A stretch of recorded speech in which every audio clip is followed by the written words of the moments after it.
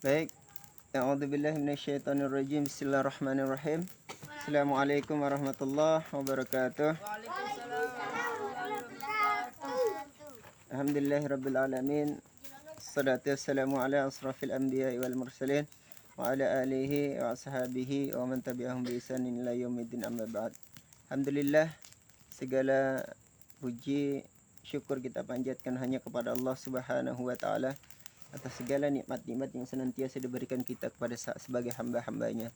Semoga malam hari ini kita masih menjadi hamba Allah yang senantiasa bersyukur atas segala nikmat-nikmat Allah dengan melaksanakan rangkaian ibadah dan ketaatan di hadapan Allah Subhanahu wa taala. Salawat serta salam mari kita senantiasa hadirkan dan panjatkan hanya tersampaikan kepada baginda Nabi besar Muhammad sallallahu alaihi wasallam.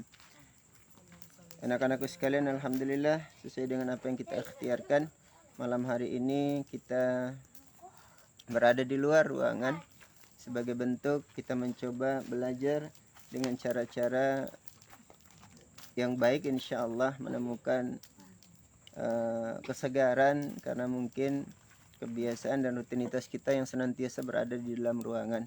Hari ini insya Allah kita menikmati langsung buminya Allah, beratap langitnya Allah, dan berdiri di atas buminya Allah Subhanahu wa taala. Insyaallah sebagai rasa syukur kita bahwa langit masih menaungi kita, bumi pun masih kuat dan kokoh untuk menopang kita dalam proses kehidupan kita meraih cinta dan ridha Allah Subhanahu wa taala. Anak-anakku sekalian, seperti tadi insyaallah kita senantiasa mengingatkan pada setiap manusia, ya ayyuhalladzina amanu taqullaha haqqa tuqatih wa la tamutunna illa wa antum muslimun. Ayat ini senantiasa dibacakan, senantiasa diingatkan baik di mimbar manapun, mau di khatib Jumat, ketika khutbah, mau di kajian-kajian manapun. Ayat ini menjadi wasiat yang sangat kuat langsung dari Allah Subhanahu wa taala, diteruskan oleh berbagai manusia yang beriman kepada Allah dengan ikhtiar saling mengingatkan kepada ketakwaan di hadapan Allah Subhanahu wa taala. Ya ayyuhalladzina amanu, wahai orang-orang yang menyatakan dirinya telah beriman kepada Allah Subhanahu wa taala, ittaqullah, bertakwa kepada Allah. Bagaimana caranya yang hak, yang benar, takwanya yang serius, agar ketika kita bertakwa di hadapan Allah, kita bisa kembali pulang ke hadapan Allah sebagai manusia dan hamba yang mendapat cinta dan ridha Allah Subhanahu wa taala. Semoga segala keindahan takwa kita akan berbuah manis dengan surga Allah Subhanahu wa taala. Maka wasiat ini anak-anakku sekalian, tanamkan dalam diri kalian, bagikan pada setiap orang-orang yang kalian cintai karena Allah, karena tidak ada cara terbaik kita untuk saling memberi kecuali saling mengingatkan pada ketakwaan di hadapan Allah Subhanahu wa taala. Di samping ini ada api, panasnya dahsyat sekali. Ini api ukurannya tidak seberapa dibandingkan dengan nerakanya Allah Subhanahu wa taala. Api ini masih bisa kita pegang walaupun tangan kita akan melepuh.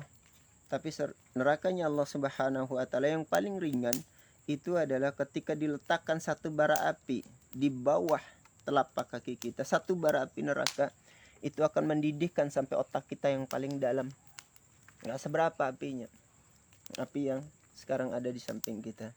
Tapi Allahu Akbar, Allah menjanjikan, ulaika jazaohum anna alaihim la'natullah wal malaikati wan nasi ajma'in. Orang-orang bahkan yang dilaknat oleh Allah karena dosa yang begitu hebat, dosanya terlalu begitu banyak, tetapi Allah masih memanggil kita sebagai hamba. Maka dikatakan oleh Allah, illal ladzina tabu min ba'di dzalika wa aslahu, innal ladzina tabu min ba'dika wa aslahu innallaha ghafurur rahim. Kecuali bagi mereka yang benar-benar datang bertobat memohon ampun kepada Allah Subhanahu wa taala, karena sesungguhnya Allah itu sangat Maha Pengampun. Maka bertobat di hadapan Allah itu jauh lebih baik daripada kesombongan yang tidak pernah selesai.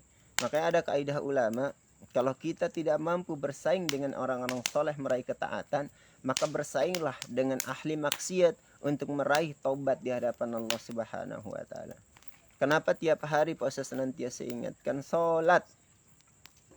Itu saja yang Pak Ustaz siapkan setiap hari. Pak Ustaz ingatkan, gak pernah selesai Pak Ustaz ingatkan. Salat, salat dan salat. Tapi kadang begitu sombong, setiap manusia yang diingatkan untuk sholat, itu seakan-akan dianggap sebagai hal yang biasa. Padahal ketika manusia udah masuk taklid fikih, kan sering disampaikan. Taklid fikih itu maknanya apa? Ketika manusia udah sampai pada usia yang laki-laki, biasanya ditandai dengan mimpi basahnya. Yang perempuan ditandai dengan datang bulannya. Itu taklid fikih yang biasa kita kenal dengan akil balik. Balik itu dari kata buluk, telah sampai pada masanya. Maka ketika akil balik, akal pun sudah diminta pertanggungjawabannya oleh Allah untuk melaksanakan ketaatan di hadapan Allah Subhanahu wa taala. Makanya dikatakan akil balik itu keadaan manusia untuk ditagih oleh Allah Subhanahu wa taala terhadap janji-janjinya. Janji beribadah di hadapan Allah, janji menuhankan Allah sebagai Tuhannya. Makanya senantiasa dikasih tahu ketika dikatakan dan disampaikan dengan panggilan yang indah, Allahu Akbar, Allahu Akbar. Itu bukan untuk membuat kita berat. Tapi ada dua kaidah yang paling indah.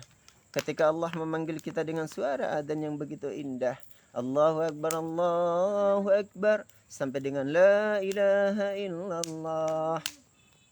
Hal itu menandakan dua hal. Yang pertama, kita telah berjanji bala syahidna untuk menuhankan Allah sebagai Rabb kita. Maka ketika adzan bergema, itu seakan-akan pertanda, hei manusia yang telah berjanji menuhankan aku, mana janjimu? Ayo penuhi janjimu. Maka ketika kita tidak memenuhi janji, maka itu jadi pengkhianat. Kita sampaikan berulang-ulang. Yang kedua, sebagai tanda Allah ingin menyelesaikan masalah kita. Kemarin telah kita sampaikan, hari ini pun kita ulangi. Agar memantik kesadaran kita untuk datang kepada Allah. Tapi buktinya apa? Kemarin disampaikan, hari ini pun sama kejadiannya. Hampir sama. Sama. Bahkan cara-caranya sudah dipahamkan. Bagaimana datang ke musola, pada datang ke masjid, ambil air wudhu, masuk ke dalamnya, ambil tugas-tugasnya, ambil Al-Quran, baca Al-Quran. Tapi tidak pernah dilaksanakan. Sekali, oke. Dua kali, iya. Tiga kali. Entah sampai kapan harus diingatkan. Bukan Pak Ustadz yang mengingatkan, itu Allah langsung mengingatkan. Kan sering disampaikan, ya ayuhan nasu ubudu rabbakumul ladzi khalaqakum walladzina min qablikum la'allakum tattaqun. Kalau sudah jadi manusia itu harus beriman, harus beribadah, menyembah, itu maknanya. Karena kamu telah diciptakan, kamu telah diberikan tugas seperti orang dulu, itu maksudnya. Kenapa? Agar kalian bertakwa, karena dengan takwa itu kalian akan kembali ke hadapan Allah. Enggak ada cara lain kecuali dengan takwa, takwa, takwa, takwa. Hanya itu yang Allah inginkan, agar kita menjadi manusia yang bertakwa di hadapan Allah. Itu pesan Allah, bukan pesan Pak Ustadz. Nabi itu menyampaikan pesan Allah. Ulama menyampaikan pesan Allah. Seluruh manusia tidak punya pesan. Yang saling disampaikan itu perintah Allah, saling mengingatkan. Nah kan gak pernah selesai rasanya di setiap mimbar dimanapun. Entah Pak Ustadz, entah di khutbah Jumat, entah di takziah, entah kajian-kajian, senantiasa mengingatkan, mengajak pada ketakwaan. Kalian masih kecil, waktu masih panjang, belajar itu jadi hal yang luar biasa hebat. Apa kalian mau besar dengan cara seperti ini? Kan gak asik. Sudah terlalu banyak contoh orang-orang yang sudah telah besar 20, 30, 40, 50 tahun masih dengan kesombongan yang sama. Ketika ditanya, kenapa iblis itu dikeluarkan Allah dari surga? Kenapa? Kenapa? Dikatakan tidak mau bersujud. Bukan karena tidak mau bersujud. Allah nggak butuh sujudnya iblis, nggak butuh. Karena apa? Karena sombong. Itu poinnya. Karena yang boleh sombong itu cuman Allah. Nggak ada makhluk yang boleh sombong kecuali Allah. Karena Allah nggak butuh apa-apa, nggak butuh siapapun. Jangankan satu manusia, seluruh dunia tidak sholat, nggak ada masalah buat Allah. Nggak ada masalah. Jangankan satu orang.